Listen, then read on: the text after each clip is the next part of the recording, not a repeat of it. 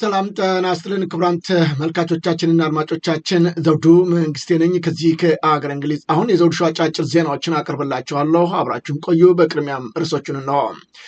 የአገዛዙ የደህንነት ሰው በፋኖ ቁጥጥር ስር ወደቀ። የጠቅላይ ሚኒስትሩ ስልጣን ሊገደብ ነው ተባለ። ትግራይ በፌዴራል መንግስቱ እንዲስተዳደርም ተጠየቀ። የአማራ ክልል ፕሬዝዳንትም አሳፋሪ ተግባር ፈጸሙ። ባለቤቱን የገደለው ተፈረደበት። ታዋቂው የጦር መሪም ተገደለ። አሜሪካ መጠነ ሰፊ ጦርነት ልትከፍት መሆኑም ተነገረ። አሁን ወደ ዝርዝሩ እንሄዳለን፣ አብራችሁን ቆዩ። የአገዛዙ የደህንነት አባል በቁጥጥር ስር ዋለ። የአማራ ፋኖ ብሔራዊ ንቅናቄ በላይ ዘለቀ 202ኛ ኮር የቤገምድር ክፍለ ጦር መረጃና ደህንነት መምሪያ ጠላት ለስለላ ያሰማራው እሸቱ ከበደ ንጉሱ የሰሜን ምዕራብ እዝ 11ኛ ክፍለ ጦር አባል የሆነ የፋኖን እንቅስቃሴ መረጃ ለመሰብሰብ በፋኖ ነፃ ቀጠና ሰርጎ ሲንቀሳቀስ በሳንኪሳ ከተማ በቁጥጥር ስር መዋሉን አሳውቋል። የክፍለ ጦሩ ደህንነትና መረጃ እንዳሳወቀው ጠላት በሳንኪሳና ጨው ድባ አካባቢ ያለውን የወገን ኃይል ለመሰለል እንደላከው ነው የገለጸው። የጠላት ሰላይ እጅግ ውስብስብና አስቸጋሪ የሆኑ የፋኖ መረጃ ኃይሎችን አይን ማምለጥ ባለመቻሉ በቁጥጥር ስር መግባቱን የደህንነት አባሉ እሸቱ ከበደ ንጉሴ ተናግሯል። ሰላዩ ስለ ወገንና ጠላት የመረጃና የስለላ አሰራር ሲናገርም የፋኖ መረጃ ሰንሰለት ከባድ እንደሆነባቸውና ደልጊና ጨዋሂት ያለው የጠላት ኃይል ትክክለኛ መረጃ ለማግኘት እንደተቸገረም ነው የተናገረው። የሰላው ዓላማ ከፍተኛና መካከለኛ የፋኖ አመራሮችን እና የፋኖ ወታደራዊ ስለንቦናን እና ታርጌት አድርጎ ከደልጊ መኮንታ ካምፕ ተልኮ ወደ ፋኖ ነፃ መሬት መግባቱንም ገልጿል። በአሁኑ ሰዓት ከመንግስት የስለላና ደህንነት ግብረ ኃይል በተሻለ ሁኔታ የፋኖ ደህንነቶች እጅግ ከፍተኛ እውቀትና ችሎታ ልምድም ያላቸው እንደሆኑ ለማወቅ ችያለሁ ሲል የፋኖን የደህንነት ኃይል ጥንካሬም አሳውቋል። የመንግስት ኃይል በድሮን ንጹሐንን በትላንትናው ዕለት ከምሽቱ 3:30 ላይ ነው በሸዋ ጠቅላይ ግዛት ተጉለትና ቡልጋ አውራጃ ሞጃና ወደራ ወረዳ በሳሲት ክላስተር ስር በሚገኘው በጋውና ቀበሌ የድሮን ጥቃት መፈጸሙ የተገለጸው። በዚህም በዕለቱ በተሰነዘረ ድሮን ጥቃት የአቶ በቀለ ሸዋ አበር የተባሉ የአካባቢው ነዋሪ የግል መኖሪያ ቤት ሙሉ በሙሉ ወደ አመድነት የተቀየረ ሲሆን በውስጡ የነበሩ በርካታ ቤት ንብረቶች፣ እንስሳትም ሙሉ በሙሉ ወድመዋል ነው የተባለው። በጥቃቱ ወቅት አቶ በቀለ እና ቤተሰቦቻቸው ለግል ማህበራዊ ጉዳይ ወደ ሌላ አካባቢ ሄደው በመቆየታቸው ምክንያት በሰው ሕይወት ላይ የደረሰ ጉዳት ባይኖርም ንብረታቸው ግን ሙሉ በሙሉ መውደሙ ተረጋግጧል። ከስፍራው ለዘውዱ ሾው ሚዲያ በደረሰው መረጃ መሰረት በአስጋርት ወረዳ የሚንቀሳቀሰው የአገዛዙ ሰራዊት በአካባቢው አርሶ አደሮች ላይ መጠነ ሰፊ የቁም እንስሳት ዘረፋ መፈጸሙም ተገልጿል። የአማራ ፋኖ ብሔራዊ ንቅናቄ የሸዋ ጠቅላይ ግዛት አሳምነው እዝም የአገዛዙን የህዝቡን መገልገያና ተቋማትን መኖሪያ ቤቶችን በማውደም ተጨማሪ የስልጣን ዕድሜ ለማግኘት የስሙላ የጨረባ ምርጫ ለማካሄድ እየሞከረ መሆኑን ገልጾ እዙ መላው ህዝቡን ህልውናው ለማስከበር ከጀግናው የአማራ ፋኖ ጋር በመሰለፍ በህዝባዊ እምቢተኝነት የአገዛዙን ዕድሜ ለማሳጠር የሁለንተናዊ ትግል አማራዊ ግዴታውን እንዲወጣም ጥሪ አስተላልፏል። የአንድ ግለሰብ አሟሟት ብዙዎችን አሳዘነ። በቆርቆሮ አጥር ስር ነው ህይወቱ ያለፈው። ይህ ግለሰብ የዕለት ጉርሱን ለመፈለግ የወጣው የቀን ሰራተኛ ሁሴን ዋሌቦ የድካሙን ዋጋ ሳይቀበልና የቀረበለትን ምሳ እንኳን ሳይቀምስ ነው በቆርቆሮ አጥር ስር እንደተደገፈ ህይወቱ ማለፉ የተሰማው። ሟች አቶ ሁሴን በአላባ ዞን ቁልቲ ከተማ ጋልቶ ቀጠና ልዩ ቦታው ሜጠማ በሚባል ስፍራ ነው በትላንትና ዕለት ረፋድ 4 ሰዓት ጀምሮ በቆሎ ለመኮትኮት በ700 ብር ተቀጥሮ ሲሰራ የቆየ ሲሆን ከቀኑ 8 ሰዓት ገደማ ቀጣሪዎቹ ምሳ ይዘውለት በሄዱበት ወቅት ነው በተቀመጠበት ህይወቱ አልፎ የተገኘው ተብሏል። ከፍተኛ ድካም፣ የደም ስኳር መጠን ማነስ ወይም የአካባቢው የሙቀት ሁኔታ ለድንገተኛ ህልፈቱ ምክንያት ሊሆን እንደሚችል ይገመታል ነው የተባለው። የቁልቲው ከተማ ፖሊስም አስከሬኑን ለቤተሰቦቹ ማስረከቡን ገልጧል። የጠቅላይ ሚኒስትሩ ጊዜ የስልጣን ዘመን ሊገደብ ነው ተባለ። የኢትዮጵያ ብሔራዊ ምክክር ኮሚሽን የአፈጻጸም ሪፖርት ባቀረበበት ወቅት ነው ንግግር ያደረጉት ጠቅላይ ሚኒስትር አብይ አህመድ በአሁኑ ወቅት እየተደረገ ያለውን ሀገራዊ ምክክር ዋነኛ ዓላማው በህገ መንግስቱ ላይ ያለ ማብቂያ የተቀመጠውን የሀገሪቱን መሪ የስልጣን ዘመን ለመገደብ መሆኑን ይፋ አድርገዋል። እንደ አብዛኞቹ የአፍሪካ ሀገራት የስልጣን ዘመን ለማራዘም ሳይሆን በተቃራኒው ገደብ በማበጀት ረገድ መንግስታቸው ታሪካዊ ስር ነቀል የሪፎርም ተነሳሽነት መውሰዱንም አክለው ገልጠዋል። የፖለቲካ ስልጣን ፍላጎት ያላቸው አካላት ለውይይት ፈቃደኛ ካልሆኑ ለምን ፖለቲካ ውስጥ መግባት ፈለጉ ሲሉም የጠየቁት ጠቅላይ ሚኒስትሩ መንግስት ኮሚሽኑ የሚያቀርባቸውን ምክረ ሀሳቦች ተቀብሎ መሬት ለማውረድ ለማሻሻል ሙሉ ዝግጅት እንዳለውም በድጋሚ አረጋግጠዋል። በሌላም በኩል የሀገራዊ ምክክር ኮሚሽኑ ባቀረበው ሪፖርት መሰረት በሀገሪቱ 93% የሚሆኑት ማለትም 1234 ወረዳዎች ስኬታማ የአጀንዳ ማሰባሰብ ልየታ ማከናወኑንም አሳውቀዋል። በጸጥታ ችግር ምክንያት በትግራይ ክልል ውስጥ በቀጥታ ማካሄድ ባይቻልም በአዲስ አበባ ከተማ ከተለያዩ አካባቢዎች የተውጣጡ የትግራይ ተወላጆችን በማሳተፍ ሂደቱ ማካሄዱንም ገልጸዋል። በቀጣይም የሀገራዊ ምክክር ኮሚሽኑ የሀገራዊ ምክክር ጉባኤዎችን ለማካሄድ ምክረ ሀሳቦች ተግባራዊ ለማድረግ መዘጋጀቱን ይፋ አድርገዋል። የጠቅላይ ሚኒስትሩም የጊዜ ገደብ ሊወሰን እንደሚገባም እንዲህ ሲሉ ተናግረዋል። በኢትዮጵያ ህገ መንግስት ጠቅላይ ሚኒስትሩ ፓርቲው እስካሸነፈ ድረስና መምረጥ እስከቻለ ድረስ የጊዜ ገደብ የለበትም። አሁን ባለው ህገ መንግስት አሁን እየተወያየን ያለነው ግን ያ አደገኛ ነው፣ እንገድብ ብለን ነው። በብዙ ሀገራት ያለው ግን ከዚህ ተቃራኒ ነው። ዜጎች ለማህበራዊ ፍትህ ኢዜማ እጩዎች በሐረሪ ክልል በብሔር ማንነታቸው ምክንያት ከምርጫ መገለላቸውና በደቡብ ኢትዮጵያም ክልል በአባላቱ ላይ እስርና እንግልት መፈጸሙን አስታውቆ ፓርቲው ድርጊቱ ምርጫው ችግር ውስጥ ይከተዋል ሲልም አስጠንቅቋል። የተወለዱት አራቱም ልጆች የኔ አይደሉም በማለት የገዛ ሚስቱን ልጆቹ ፊት ለፊት የገደለው አባት በስራት ተቀጣ። በባሌ ዞን ነው ሐረር ቡልቁ አንጋቱ ከተማ ነዋሪ የሆነው ሁሴን መሐመድ ከሩቅያ ሐሰን ጋር ትዳር መስርቶ መኖር ከጀመረ 19 ዓመታትን አስቆጥሯል። ሁሴን ከሩቅያ ጋር በነበረው የትዳር ህይወቱ 4 ልጆችን ያፈራ ሰላማዊ ትዳር ሲመራ የመቆየቱን የዞኑ አቃቤ ሕግ ጽሕፈት ቤት የተለያዩ ወንጀሎች ምርመራ አቃቤ ደጀኔ ገረሙ ለብስራት ሬዲዮ ገልጸዋል። ከቅርብ ጊዜ ወዲህ ግን ሁሴን በትዳሩ ደስተኛ ለመሆኑና በተለያዩ መጠራጠሮች ያንጸባረቅ እንደነበረም የተገኙ መረጃዎች አመልክተዋል።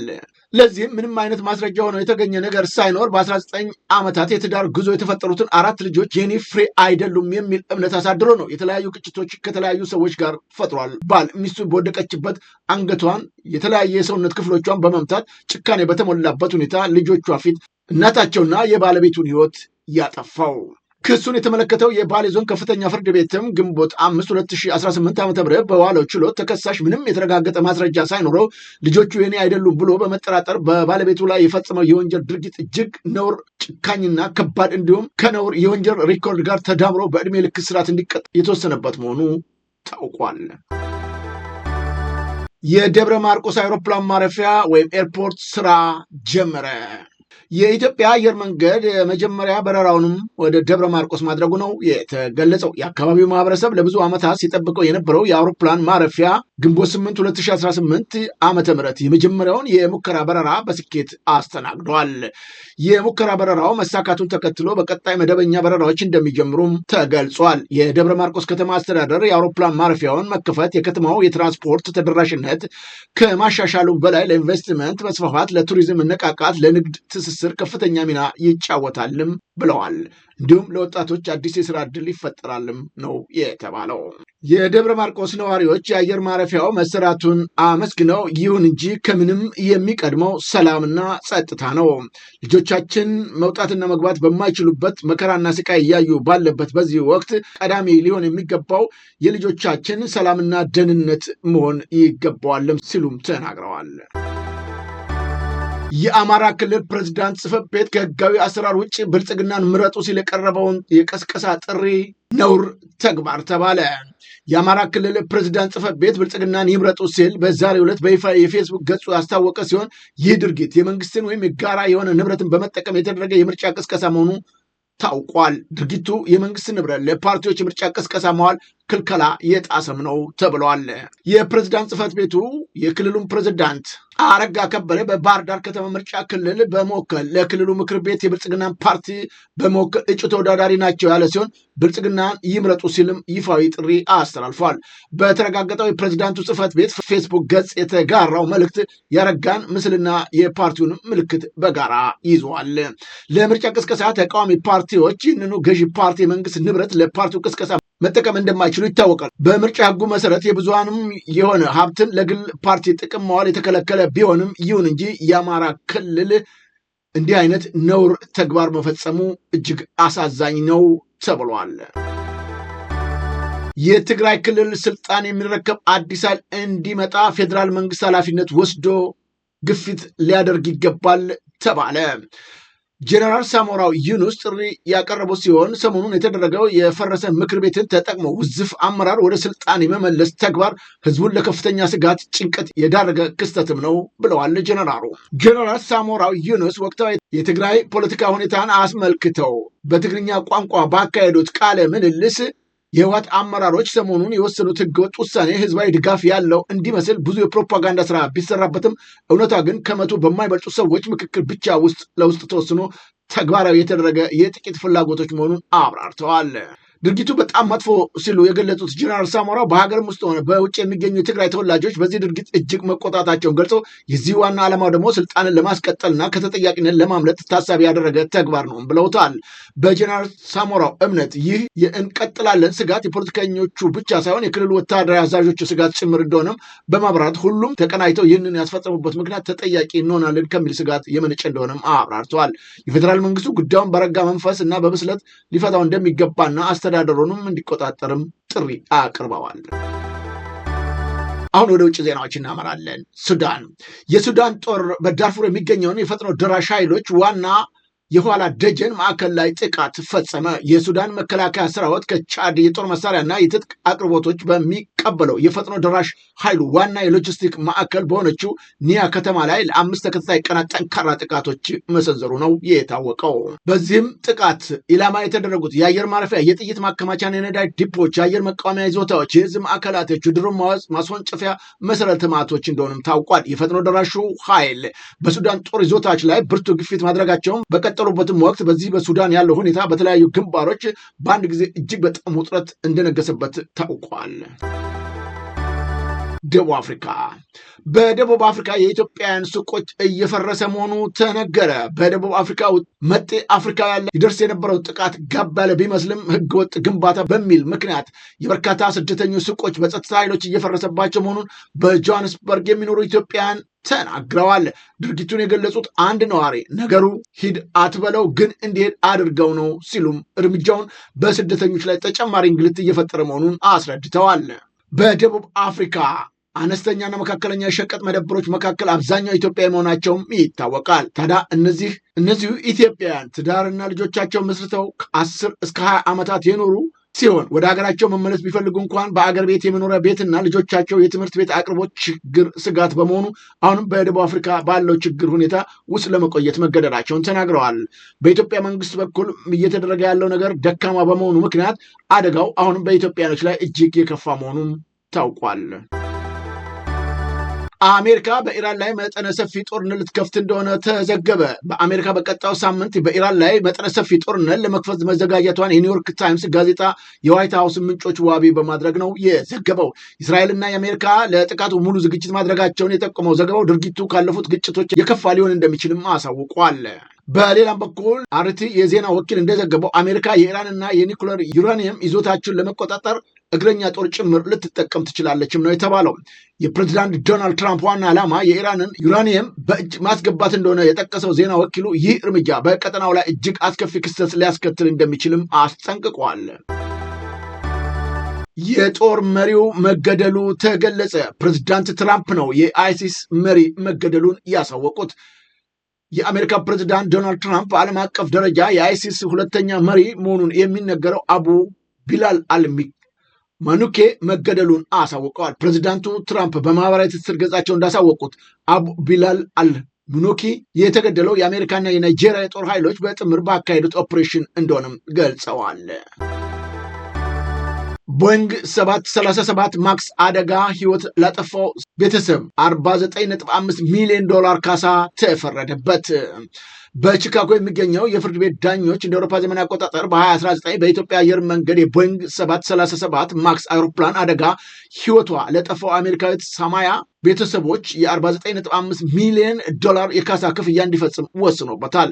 ይህ የፍርድ ቤት ውሳኔ በዓለም ዙሪያ የ346 ሰዎች ህይወት በቀጠፉት በሁለቱ የቦይንግ 737 ማክስ አሰቃቂ አደጋዎች ምክንያት በቦይንግ ኩባንያ ላይ የተሰጠ ሁለተኛ ትልቅ የዳኝነት ውሳኔ መሆኑም ታውቋል። የ4 ዓመቷ ሳማያ በአውሮፕላን ደህንነት ላይ የምትሰራ ወጣት የነበረች ሲሆን እንደ አውሮፓ ዘመን አቆጣጠር መጋቢት 12 2019 የአውሮፕላን በረራ ቁጥር ኢቲ 302 አዲስ አበባ ተነስቶ ወደ ናይሮቢ በመጓዝ ላይ ሳለ ቢሾፍቱ አቅራቢያ በደረሰው አደጋ ነው ህይወቷ ካለፈው 157 ሰዎች መካከል አንዷ ነበረች። ይህ አደጋ ከመድረሱ ከ5 ወራት በፊት በኢንዶኔዥያ የሊዮን ኤር አውሮፕላን በተመሳሳይ ችግር ተከስክሶ የነበረ ሲሆን የቺካጎ ፍርድ ቤት ውሳኔ ቦይንግ ኩባንያ አውሮፕላኑ የቴክኒክ አሰራር ላይ በነበረበት ከፍተኛ የቸልተኝነት ጉድለት ተጠያቂ መሆኑን በድጋሚ ያረጋገጠ ሆኗል። በመጨረሻም የተባበሩት አረብ ኤሚሬትስ በኢራን ላይ ወታደራዊ እርምጃ ለመውሰድ ያቀረበችው ጥሪ የባህረ ሰላጤው ሀገራት ውድቅ አደረጉት። የተባበሩት አረብ ኤሚሬት ዩኤኢ በኢራን ላይ የተቀናጀ ወታደራዊ ምላሽ ለመስጠት ሳውዲ አረቢያ እና ኳታርን ጨምሮ ቀጠናው አጋሮችን ለማሳመን ጥረት ብታደርግም አንዳቸውም ለመሳተፍ ፈቃደኛ እንዳልሆኑ ተዘግበዋል። የኤሚሬትስ ፕሬዝዳንት መሐመድ ቢን ዛይድን አሜሪካና እስራኤል በኢራን ላይ የቦምብ ጥቃት መጀመራቸውን ተከትሎ ነው ለሳውዲው አልጋ ወራሽ መሐመድ ቢን ሳልማን እና ሌሎችም የባህረ ሰላጤው መሪዎች በቀጥታ ስልክ ደውለው የነበረ ቢሆንም ጎረቤት ሀገራቱ ጥሪውን ሳይቀበሉት ቀርተዋል። በዚህ ምክንያት ኤሚሬትስ በአካባቢው ካሉ የባህረ ሰላጤው ሀገራት መካከል ብቻዋን እርምጃ ለመውሰድ ተገዳለችም ተብሏል። ክቡራን ተመልካቾቻችንና አድማጮቻችን ለአሁኑ ያቀረብኩላችሁ የዘውዱ ሾው አጫጭር ዜናዎች እነዚህን መስሉ ነበረ። በቀጣይ ዝግጅታችን እስከምንገናኝ የዘውዱ ሾው ሚዲያን ሼር፣ ላይክ እና ሰብስክራይብ በማድረግ ወዳጅ ቤተሰቦቻችን እንድትሆኑ ከወዲሁ በማክበር እንጋብዛለን። ከዜናዎቹ ጋር አብሬያችሁ የነበርኩትን የዘውዱ መንግስት የነበርኩ ጤና ይስጥልኝ።